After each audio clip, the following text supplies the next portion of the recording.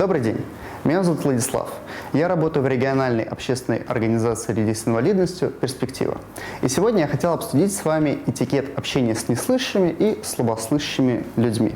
У каждого из нас с вами есть особенности. У кого-то она проявляется чуть более ярко, у кого-то чуть менее. Неслышащие люди не исключение. Зачастую им свойственен уникальный акцент. Порой они строят предложения и речь непривычным для нас образом. С чем это связано?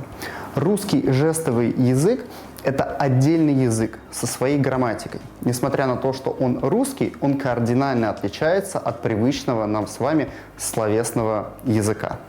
Может такое случиться, что вы идете по городу и видите компанию неслышащих людей, которые общаются между собой посредством жестового языка, то есть создают осмысленные предложения и фразы за счет движения рук. Не стоит показывать на них пальцем, не стоит изображать жестовый язык, если вы говорите об этом своему другу. И ни в коем случае не стоит обсуждать их, если вы 100% уверены, что они вас не слышат. Это некорректно ни с человеческой точки зрения, ни с точки зрения правил этикета. Что же делать, если вам потребовалось обратить внимание неслышащего человека на себя, если у вас появился какой-то вопрос или вам необходима помощь? Существует несколько проверенных методов, которыми пользуются сами неслышащие.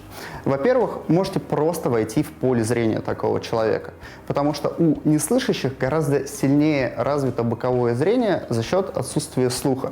И появись вы в его поле зрения, он сразу же обратит на вас внимание.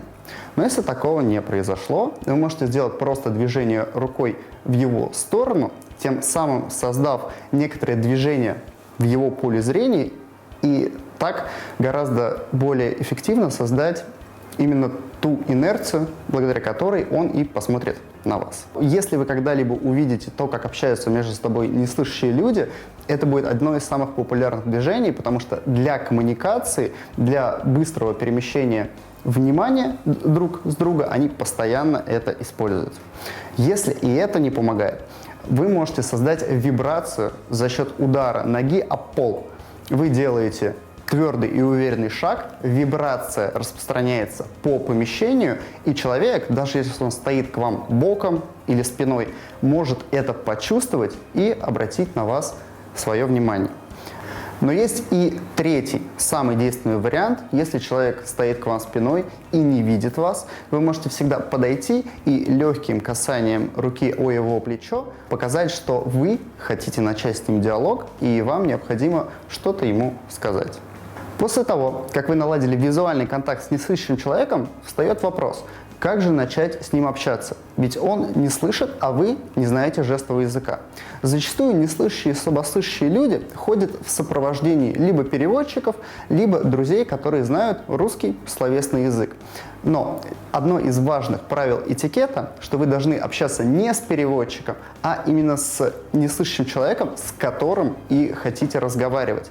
Многие люди забывают про это и перестают смотреть на человека, которому адресован их вопрос, и адресуют все переводчику. Это некорректно, и так делать не стоит.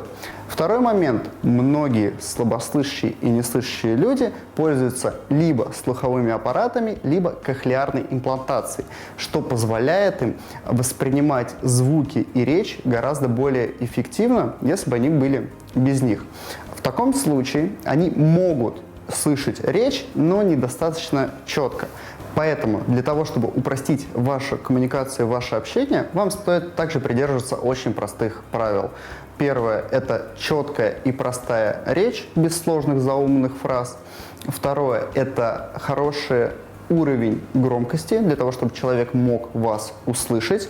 И третье – вы не должны отворачиваться или как-то закрывать руками лицо, потому что одним из инструментов восприятия вашей речи у неслышащего человека является ваше движение губ, мимика и положение тела. Но возникает резонный вопрос. Что же делать в ситуации с пандемией, когда практически каждый человек носит маску?